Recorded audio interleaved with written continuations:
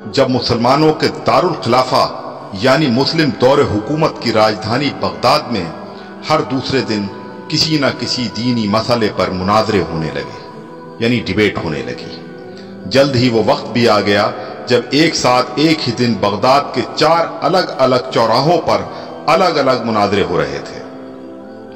पहला मुनाजरा इस बात पर था कि एक वक्त में सुई की नोक पर कितने फरिश्ते बैठ सकते हैं। दूसरा मुनाजरा इस अहम मौजू पर था कि कौवा हलाल है या हराम है। तीसरे मुनाजरे में यह तकरार चल रही थी कि मिसवाक का शरई साइज कितना होना चाहिए। एक ग्रोह का कहना था कि एक बालिश से कम नहीं होनी चाहिए और दूसरे ग्रोह का यह मानना था कि एक बालिश से छोटी मिसवाक भी जायज है।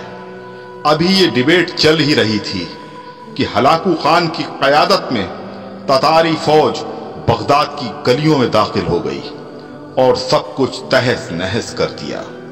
मिसवाक की हुर्मत बचाने वाले लोग खुद ही बोटी बोटी हो गए। सुई की नोक पर फरिश्तों की गिनती करने वाले लोगों की खोपड़ियों की मीनारें बन गईं जिन्हें गिनना भी मुमकिन नहीं था। कौवे के गोश्त पर बहस करने वालों के मुर्दा जिस्मों को कौवे नोच नोच कर खा रहे थे। आज हलाकू खान को बगदाद तबाह किए सैकड़ों बरस गुजर चुके हैं, मगर कसम ले लीजिए जो मुसलमानों ने तारीख से रत्ती बराबर भी सबक लिया हो। आज हम मुसलमान फिर वैसे ही मुनाजरे सोशल मीडिया पर या अपनी महफिलों, जलसों और मस्जिदों के मेंबरों से कर रहे हैं। दाढ़ी की लंबाई कितनी होनी चाहिए या फिर पायजामे की लंबाई टखनों से कितना ऊपर कितना नीचे शरई एतबार से होनी चाहिए।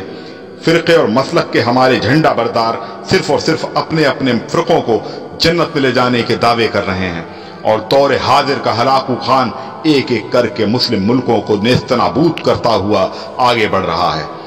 अफगानिस्तान, लीबिया, इराक के बाद सीरियाई बच्चों की कटी फटी लाशों की गिनती करने वाला कोई नहीं है।